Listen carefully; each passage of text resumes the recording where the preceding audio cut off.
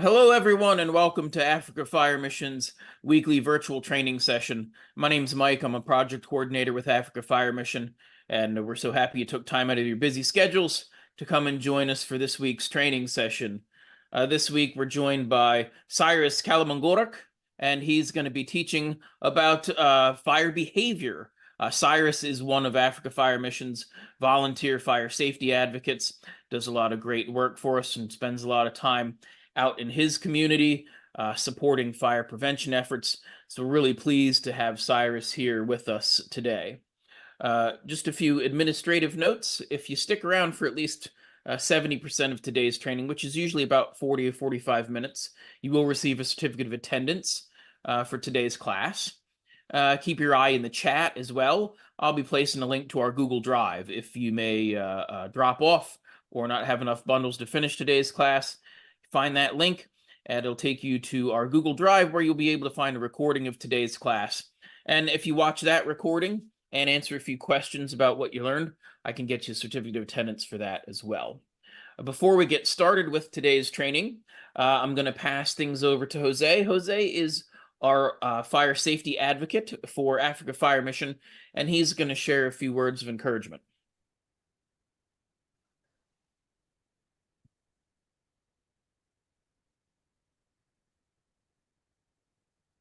Jose, you're still muted there, brother.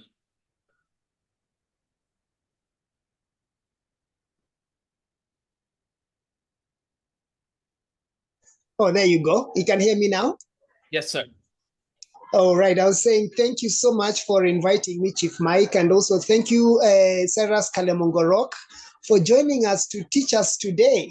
And thank you for sacrificing your bundles, your time, to get to do self-development. That is absolutely good for you and for your life this year.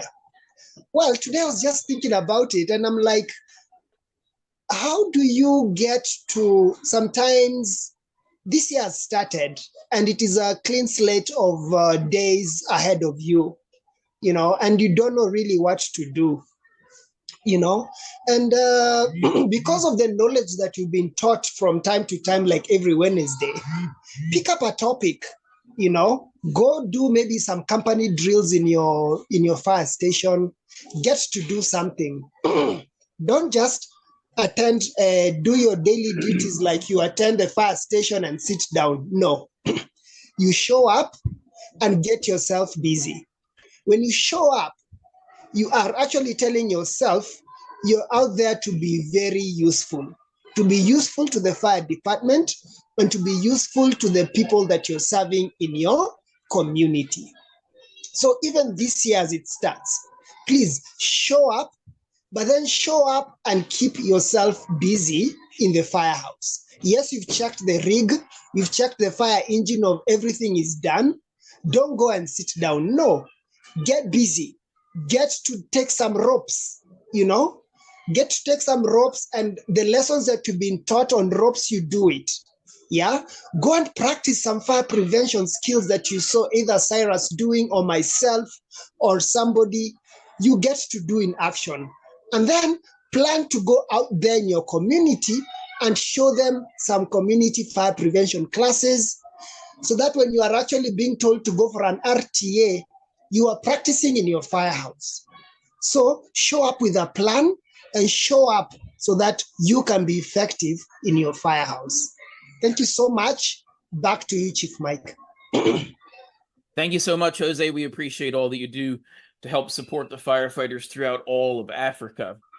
I'd invite you all to stick around. We'll wrap up our formal portion of the training at the top of the hour, but after that, Jose will be hosting Tea Time. Tea Time is a time where you can ask questions about today's lesson or just talk about anything that might be on your mind or affecting you in the fire service somehow. I think now, sort of without further ado, I'm going to pass things over to my good friend Cyrus and let him get started. Take it away, sir. Okay, thank you very much, Chief Mike. And I want to welcome everybody for today's training. Of course, our topic of today is fire flow and venting system, fire flow and venting system. So welcome again. I'm Cyrus Kalemungorok from West Pokot. I'm ready to flow with you guys, and I'm sorry. I apologize for my notes.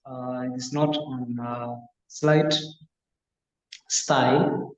So bear with me, guys, to follow what I will be teaching you orally, and make sure you have your pen, at least one paper or two papers that you can note something.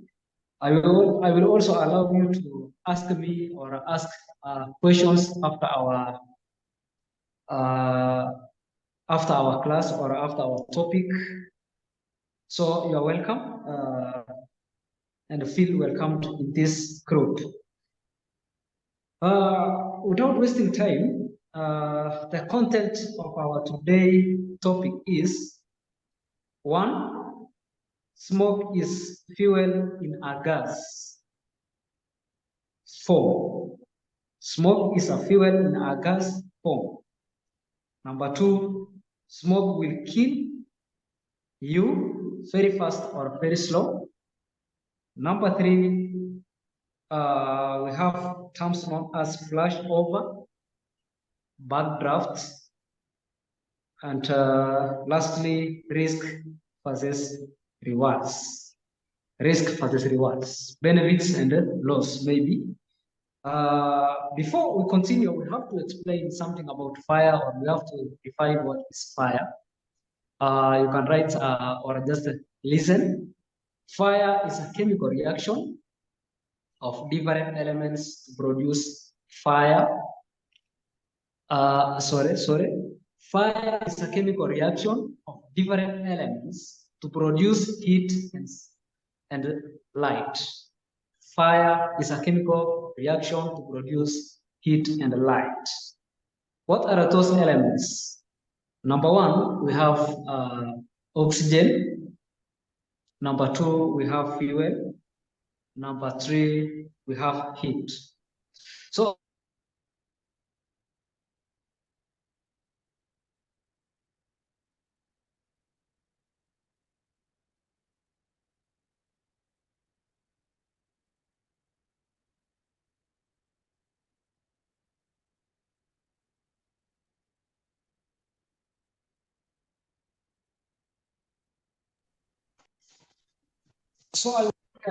if the fuel is not there, the fire will not burn. If the heat is not there, the fuel will not burn. So now there is this procedures used to cool the fire. Of course, firefighters, fire marshals, and any other community person who will attempt to fight fire, either small or big fires, right? So you will be having these procedures. Of course, it is a process. It's a processes that can make you to follow and extinguish the fire. For example,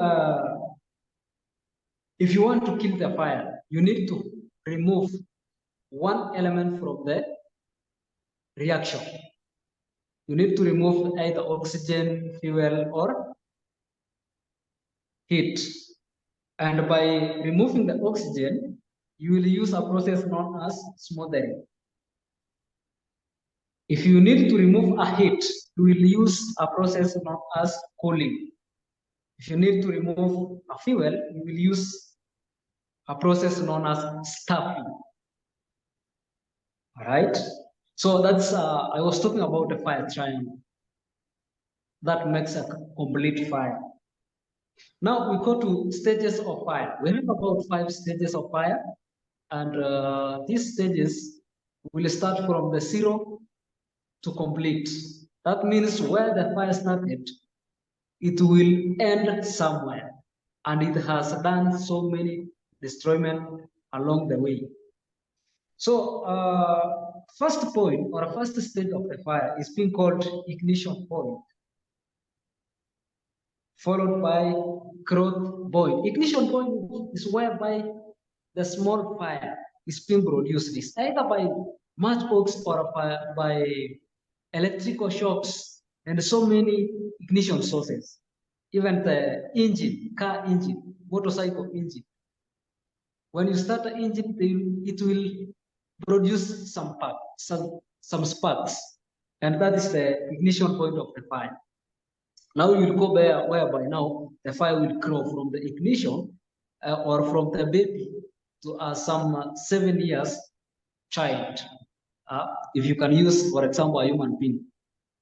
After baby being given birth, they will grow to a certain points, maybe 7 years, 8 years. So that is now a growth point, whereby the fire is now spreading to some equipment near to, or some the materials near to the ignition point. I hope you understand me. After growth point, you will now go flash over, where now the fire is too large. It is now like adults. It's now like, yeah, it is something tangible that it can run itself from one place to another. Now fire is too big. It is consuming from one point to another. Maybe in a room, ground, like bush fires maybe. So the fire now is able to burn everything. The fire now is able to stretch and scare you as a fireman or anybody who is attempting to fight the fire, right? So it will reach a point again. The fire is full. All properties is being damaged by the fire. The fire is full of its process. It has consumed maybe grass. Now it is almost done. And from there, now you will end to decay. Yes, the decay process is where the fire has just burned everything and the ashes just remaining on the ground. So now you as a firefighter, you need to fight fires when they're still on maybe growth, flash over, and maybe full developed. But remember, when it is in full developed, it will be late. It will be too late for you to fight because you will never save anything. You will just control the fire not to stray to the next areas, right? So, but where we need to fight fires is between growth and flash over. That's where you need to fight a fire, and that's where we need to train our community to call us when the fire is in between growth, flash over, and maybe in between ignition point and growth point. Have this in your mind. You need to train your people. We need to train our people. We need to train our clients as a fireman to call us when the fire is still young, when the fire is still at the stage of ignition point, in between ignition point and growth point. But if they were late, let them call us when the fire is in between flash over and full development. That's where now we can control fires and at least make some savings, save some equipments and save some properties, right? I will be going to discuss about stages I mentioned above, whereby I will start by ignition. Already I said ignition is whereby the fire has started, where the source of the fire is produced a fire. For example, matchstick. So when you hit a matchstick box, automatically it will produce a fire. Now that is our ignition point. Growth point is whereby the fire is now increased to a certain level. Now let's talk about these two major ones.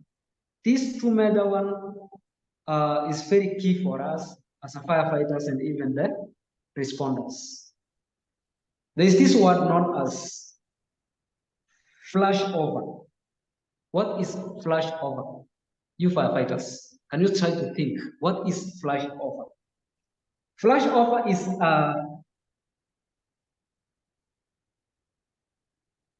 is atomally driven event during which every combustible surface exposed to thermal radiation in a compartment or enclosed space rapidly and simultaneously ignitions or ignites.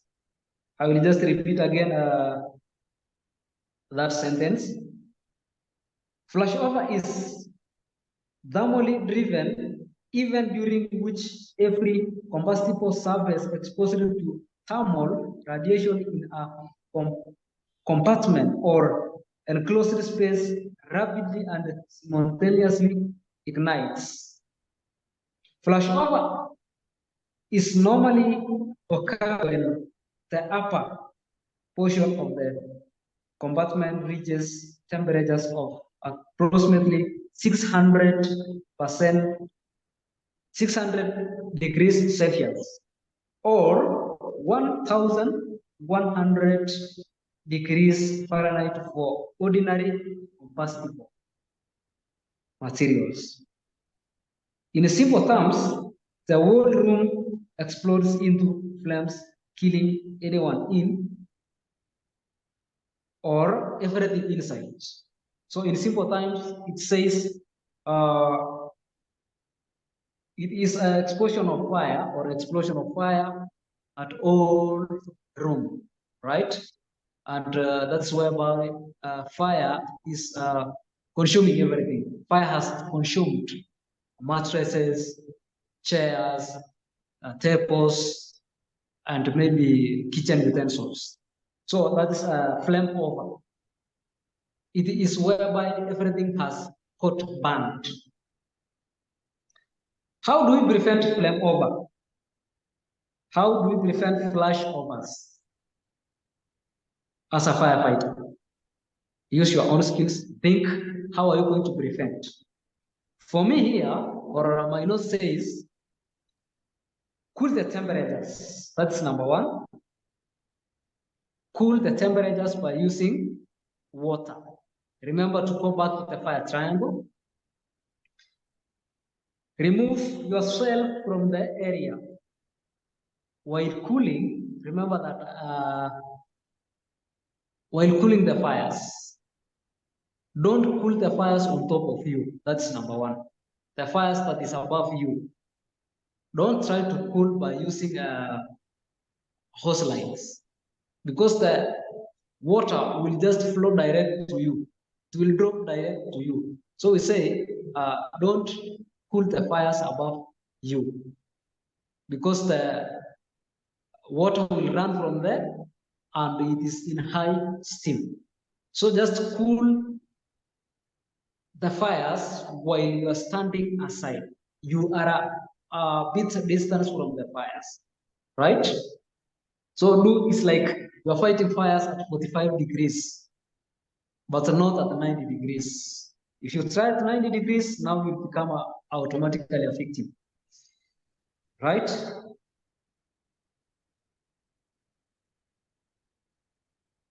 When you find yourself as a firefighter in a complicated flash over, survival of you as a firefighter is very minimal, because remember, a flash over is all over the room.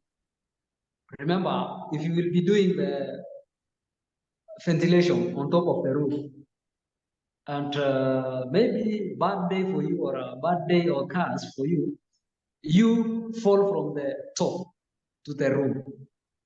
What do you think about that?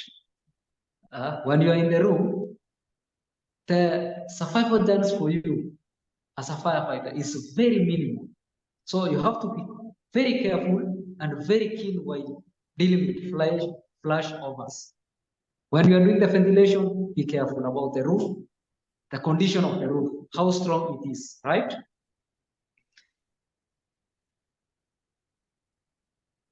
That's what I can tell you as a fireman. You need to be very sharp while dealing with the flashovers. There's this one known as backdrafts. Backdraft is the abrupt burning of superheated gases in a fire caused when oxygen rapidly enters a hot, oxygen depleted environment. So I can say in simple terms, backdraft is whereby you introduce clean oxygen to the hot gases. You introduce clean oxygen to high temperatures that is contained in the room, not outside. It is contained in the room. It's like the high temperatures, the high heat is compressed in a vacuum, and you introduce direct oxygen to that vacuum. What will occur? The fire will erupt out with a high force. You will see a fire erupting, coming through the opening area where you open. If it is a door, when the room is full of high temperatures, high heat, high gases inside, high heated gases inside the room, and you make a mistake, you open the door by introducing. Opening the door is introducing the clean oxygen from the outside to the room. What will occur? The temperature inside the house will just come to give a hug to the oxygen from the outside. Now, when it gives a hug to the oxygen, automatically the oxygen will react and the heat inside the room will react. Which kind of the element is this one new to us? So they will try to fight, and whereby we'll see now a full fire coming out with a force. So that's all about a backdraft. How will you control backdraft? How do you know that this room is full of backdrafts?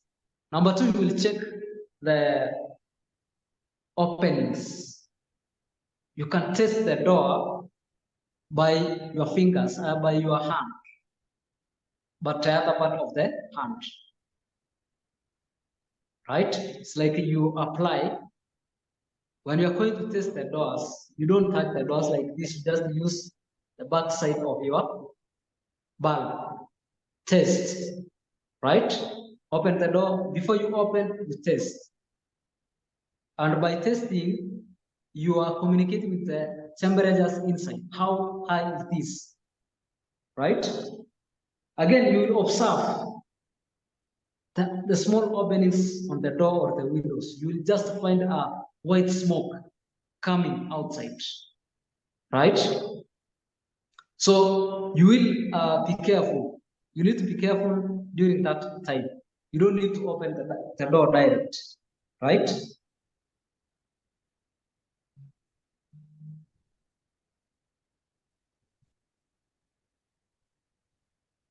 So you as a firefighter, after knowing that this door, this room has high temperatures, what is lacking there is oxygen for fire to be complete. How are you going to do? First of all, cool the door. You need to cool the door by using hose lines. And then after cooling, you shield yourself by the wall near to the door. Use your hand that is flexible, maybe left or right, to open the door while you are still shielding yourself to the wall. After opening, suppress the, just release the water from the hose line. Release by maybe once per pressure, just release, open, shut, and close the door. Just relax for a few seconds, open the door, release the water. Right? I hope you understand what I'm saying. So you just cool by releasing water step by step. You cannot just open like that and start releasing. No. The force from the room will just blow you away. You will not get enough time to, or enough space to cool the fire. So you just open, cool, and shut, close the door. Again, release water, open the door, release water, and close. Step by step until the temperatures goes down. Now you will be able to open the door and now starting fighting the fire inside. At that time, the fire will, the high temperatures, the fire now will be burning, but in slow motion. It will not just run like it will not just react like for the beginning, right?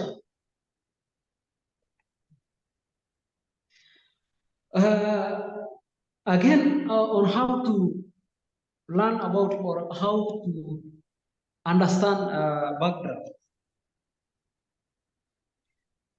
It says high velocity turbulence smoke. Yeah, I talked about that. Again, when you are fighting, when you are trying to control the backdraft, don't assume that maybe this room doesn't have a backdraft. Anywhere that you see there's a fire, be aware about fire backdraft. Don't assume that the backdraft will not occur. Maybe there's some rooms that is completely burning and the other rooms is still in high temperatures. It has not yet developed the fires.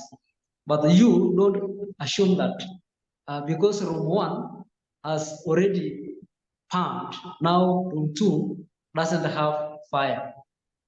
Don't assume like that. So remember, if room 1 is burning, remember room 2, maybe they are still in the process of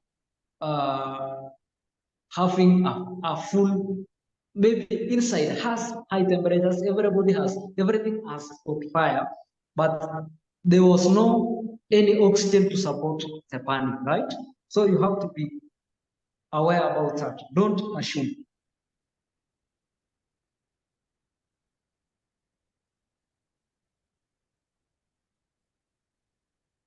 So that is a process we usually encounter as a firefighters. That is common. And if you try to do your own research, you will find out that backdraft, flash over, has caused so many firefighters to lose life, right, in the line of duty. So you have to be very careful, very, very careful. What I'm saying, you have to be very, very careful. Now, if you have been called as a firefighter to attend or to go perform your duty for firefighting, what are you going to do then? What are you going to do? Are you going to save fires? Are you going to save properties? Why and how? Remember that we as a firefighters, everybody who want to have a skills of firefighting, even the community themselves, nobody who is a friend to a fire when it comes to reaction of fire and maybe destroyment of fire. Nobody will like fire. But when the fire is normal, it's our friend. So remember, we risk our life as a firefighters to save a lot. We risk a lot to save a lot. What do I mean? We risk our lives, we risk our skills, we risk our fire engines, we risk our properties to save what is savable, to save what can be saved, including life. Remember, when you are in the fire engine itself, it is on risk by maybe involving accident along the way, right?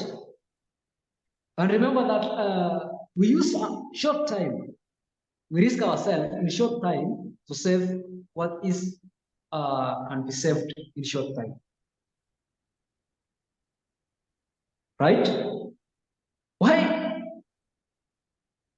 Why are we educating our firefighters about all this one? The stages of fire, the properties, the stages of fire, the ignition, the chemical reaction of fire. Why are we training ourselves? Why are we training our community? Why are we training ourselves firefighters. Remember that suppressing fire, it is not something that it is very difficult for everybody. Even a class 1 kid can just suppress fire. Here in Kenya, try to burn the jackals on your chico. Take a water in a jerrycan. Tell a Form 1 or a class 1 kid to pour the water to the burning charcoals on the chico. They will do. They will do automatically. Right? Now, what is inside us as firefighters that we need to have these skills is whereby we will encounter so many challenges. We will encounter so many processes of fire. Like that ignition point, what do we have? Which type of smoke? At full develop, which type of, what are the high risks to us? At the decay stage, what is in the decay stage? What is harsh to us as a fireman? Remember, in the decay stage, it is a harsh, a complete burnt properties. If it is a wood, it's a complete burnt wood. And inside that harsh, remember, there is a high heat. There is still a fire inside, consuming the ashes. And that's why we need to have our full PPE full time. Boots, gloves. Why do we need to have that property, PPEs? It is because we are doing the salvaging for this fire to control, not to consume even underground. Right? So my question here is, why do we need to have this training to our community? Why do we need your firefighters to know these skills? Why do we want to train your community?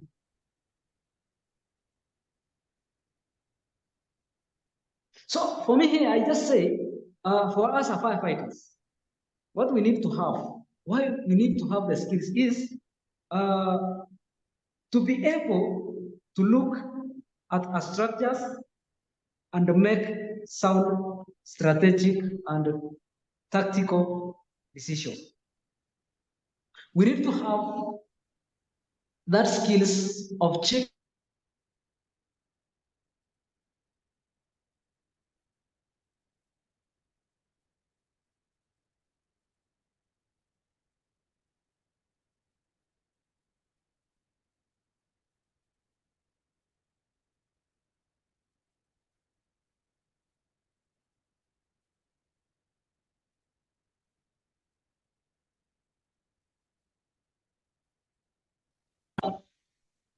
we need to have skills. Everybody to be trained, everybody to have the skills inside the firefighting and all department. And again, by having the knowledge, we will be able to know which kind of fires is this one burning. Are we supposed to fight the fires inside the building? Are we supposed to fight the fires outside? Right? We defend ourselves from the firefighting. We defend ourselves by fighting the fires. We cannot just expose ourselves by fighting. No, we just defend ourselves by fighting the fires. Remember, we have those terms used to define the attacks. Where are we supposed to attack? Is it interior or exterior? Interior means you fight the fires inside the room. By doing so, you have to understand the situation. You have to understand the stages of fire. You have to understand the condition of the building. Is this building allowing you to go in? Yes or no? You will be having a conversation with your firefighters. And again, that's why we say, when going to fight the fires, don't run to fight the fires. Don't run by laying out your hoses. You need to do it very quick, but not by running, right? You might be running into the building, but you have not yet assessed the condition of the building. The wall is just spelling from each other, and anytime it can collapse. And you are running straight in because you just want to fight fires. You just want to meet this demon known as fire. My friend, we will lose you. So we say again, by observing these conditions, by observing the smoke, observing the situation, is there any backdraft, is there any flame overs? This all allows you to fight fires either inside or outside the building. That's what matters a lot to us, as a firefighters. We don't need to run, right? And we have to use our common sense plus our eyes very well. If it is possible, there is those guys who has that ability to smell the dangers and the safe. What is danger and what is safe? If you are able to use your nose, it's okay. But all of us uses our eyes. Now, why do we need our school to have the knowledge of this firefighting or these situations of firefighting? Right? Why do the company needed to know these skills? Can you ask yourself why? Why do you want your primaries in your area to know this kind of behaviors? Right?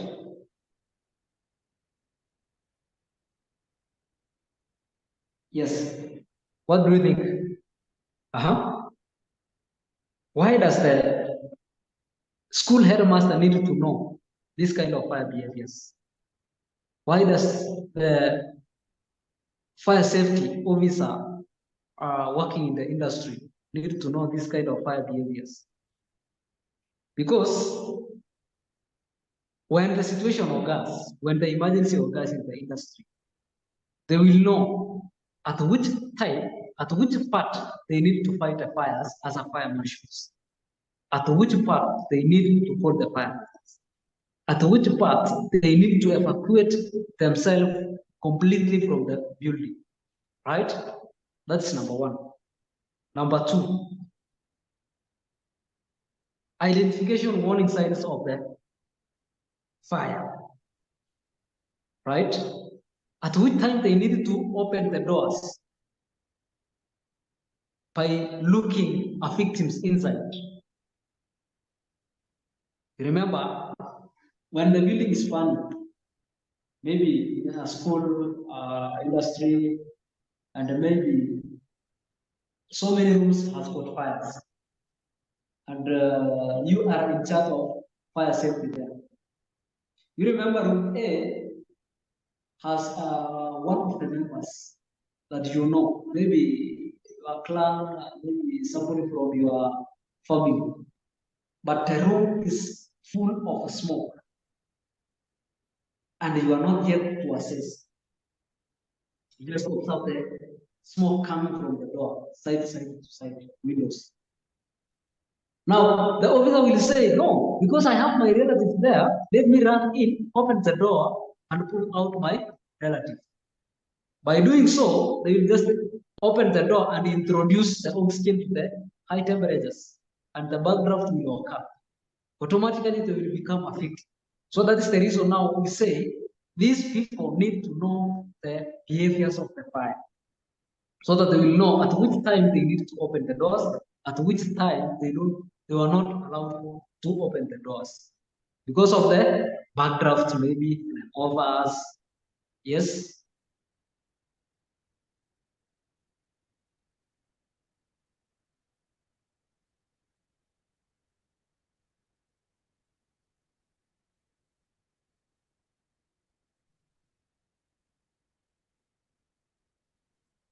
Right?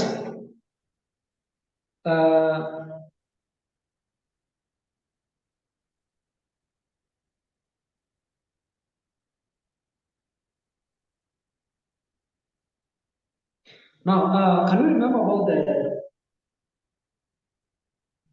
how does the heat transfer from one place to another, one object to another? Let's go back to the primary school or maybe secondary school, whereby we have so many ways of heat transmission from one place to another, one object to another. How can these fires transfer itself from one room to another?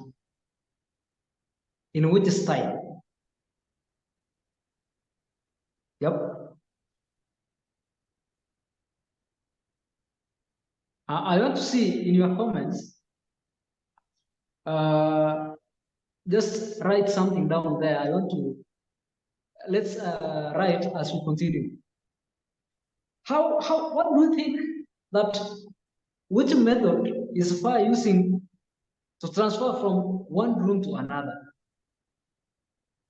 If the building is a permanent, has permanent material like stones and cements, what do you think? How the transfer of that fire from one room to another or one object to another? Yes, Jose, I see you said radiation. Yes, radiation is there. Remember, radiation is transfer from a heat being transferred from sun to, it is just purposely for rays, right? On a conduction, this conduction, a transfer from heat from metals to metals, right? Maybe from fire to the metals. But not all metals can transfer heat. There is those good conductors and bad conductors. I know you know them. There is no need for us by mentioning that. Convection, right? Convection is transfer of, yeah, can somebody mention? Convection is transfer from which metal to metal to which metal?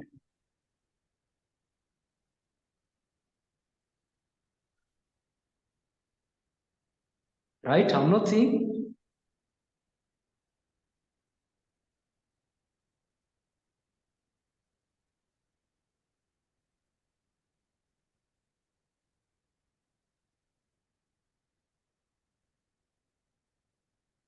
Yes.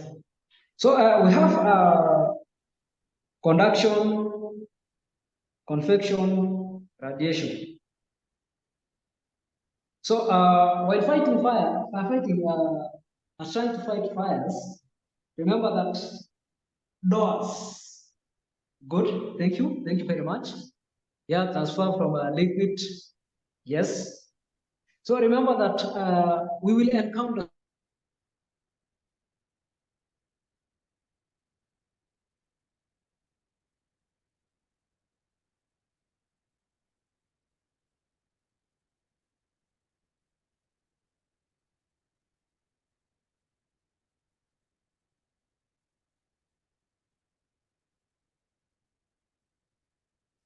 remember that metal doors. Remember that we have metal doors. Which type of metal doors? Which metal doors actually transfer conduction? Number two, convection. So convection is whereby will count as a firefighters, whereby the temperatures are on top, and whereby you need to go down and find a way, right?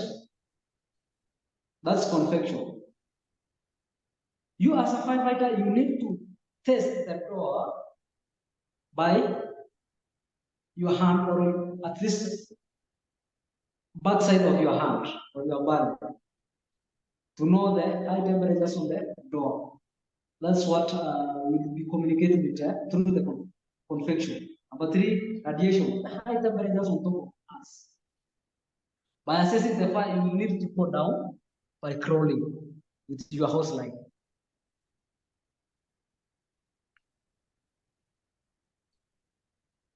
Number three, we need to know about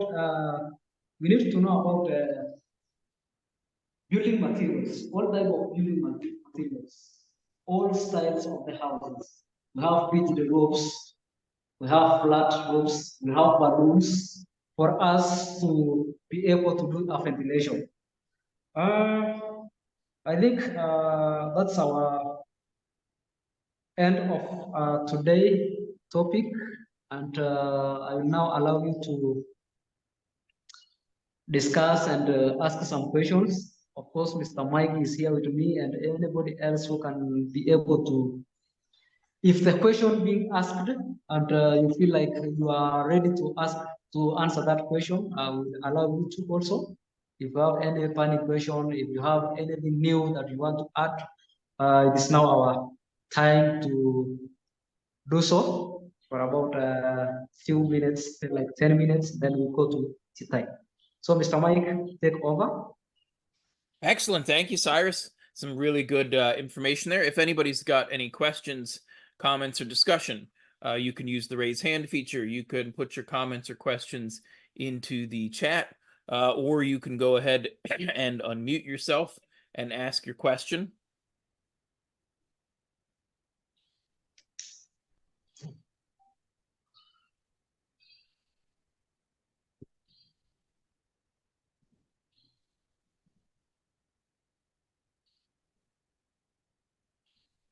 Just to get us started a little bit, as Cyrus was talking about, we're talking about checking the door and checking for that heat to prevent that backdraft. That's also, you know, as we talk about flow paths, that's going to be your typically when you open that door, that's going to be your inlet flow path, right? We've got the fire as it burns needs to have an exhaust where the gases, the smoke, and things are being produced are exiting the building, and it needs to have a place where it's drawing that clean air in to help continue that burning. So we always want to be cautious. We're checking that door and opening that door as we go in.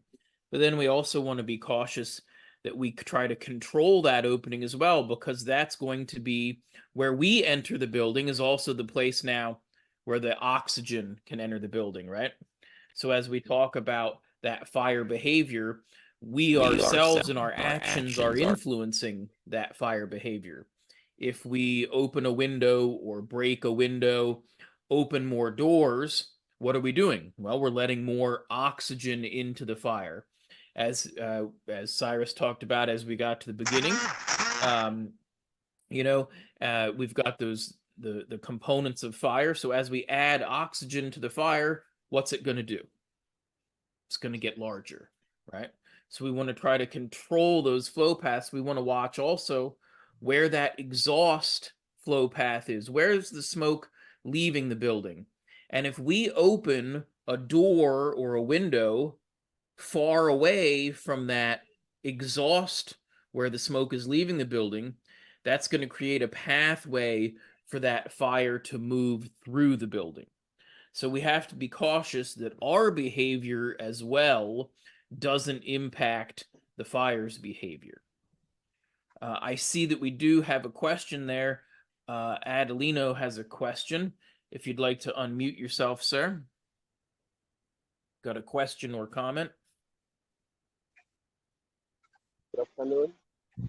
Hello, Adelino. How are you, sir? Very good, sir. Hello, guys. Hello, guys. Hello. I just got two questions, man. First question is, what are the different types of ignition source? That's the question number one. And question number two is, if there's three buildings and the building in the middle, it is fully developed, the fire is fully developed, what are the operational procedure on that? I couldn't quite get what you were a little quiet there. Could you repeat your question one more time? Okay, my first question is, what are the different types of ignition source? What are the different types of ignition source?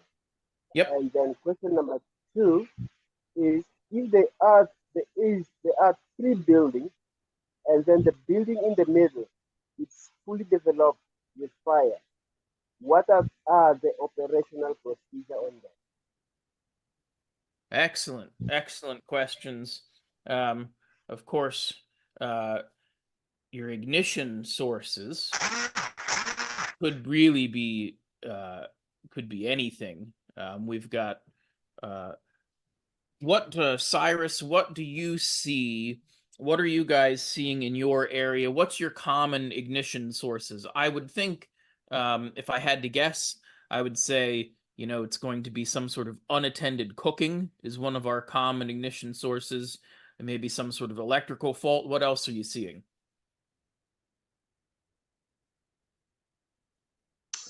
Okay. In my side, my area here, what is common as a source of heat is one, we have the firewoods, because it is common in our area, and our community are usually using the firewood to produce the heat. Number two, we have the charcoals. I hope everybody is using now within my county, because that is available. Number three, nowadays is a gas cooker, and of course electricity is all over. I think that is a matter in our place. I don't know whether I'm that's right, Brett. Yep, very good, very good. Adelino's other question, which is a good one that relates to fire behavior.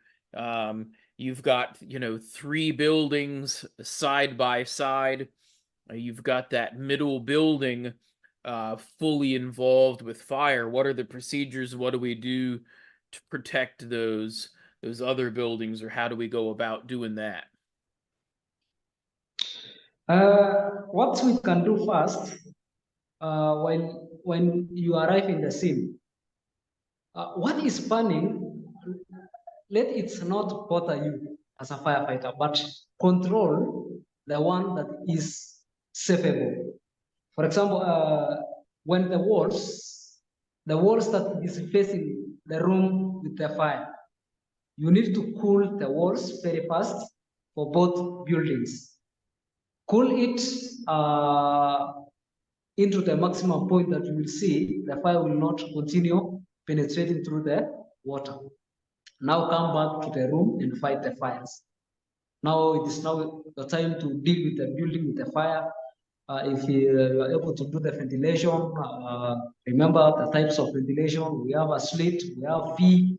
So it will now be your time to deal with the fire directly in the room. But other firefighters will be controlling at least by cooling the other walls. Yes. Excellent. And, just to add on to that, one of the things that you may need to do in that situation, because I know that a lot of you all are dealing with a situation where you have a limited amount of water. And the first point to make is that if you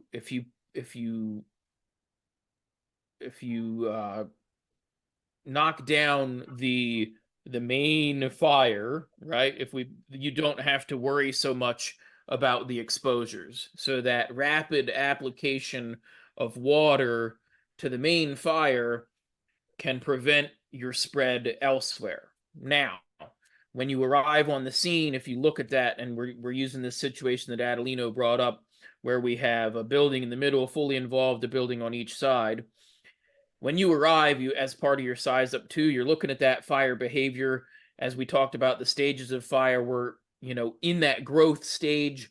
Fire size is doubling. Cyrus was explaining it sort of like the ages going from a baby right to a child. Now we're in the we're a full grown adult. Man, we are really going. We look at that and we evaluate and we say we don't have enough water to put that fire out completely. So if we do that rapid application of water, there's so much heat there. We're going to use our water. The fire is going to continue to burn, and now we're stuck.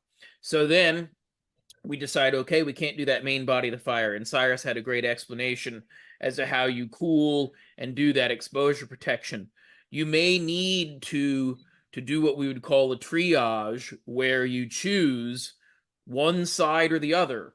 And it's a tough decision to make, but you may have to choose. We're going to try to prevent the fire from spreading to the building on the left and not on the right, because we only have a limited amount of water. So you're going to have to choose, and I know that's difficult. It makes your community interactions very difficult. If you choose, okay, we're going to focus on this side, and you, for the most part, you sort of write off that other building, and you say, well, we know while it's not on fire now, we know it's going to catch fire. And that's where you've got to look at the location as you're choosing which one to try to save if you've only got a limited amount of water. What's on the next side of that?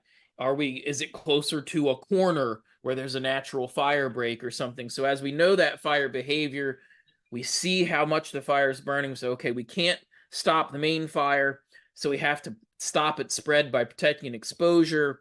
And which one would be the best exposure to choose to protect so that it doesn't have that effect where it keeps, continuing moving from building to building to building. So I hope that gave you a little bit of insight as to what to do in that situation. We're at the top of the hour, so we'll wrap up our formal portion of the training now. We want to carry on with this discussion, so please don't leave us. Let me take a moment to thank Cyrus for today's training. We really appreciate you being here, and Cyrus again next week as well for some more lessons. And thank you to you all for your time, for your money, for spending your bundles to be here with us. We really appreciate what you all do to better yourselves, to better serve your community and everyone that you interact with. So with that, we're going to wrap up today's formal portion of the training. I hope to see you all again next week.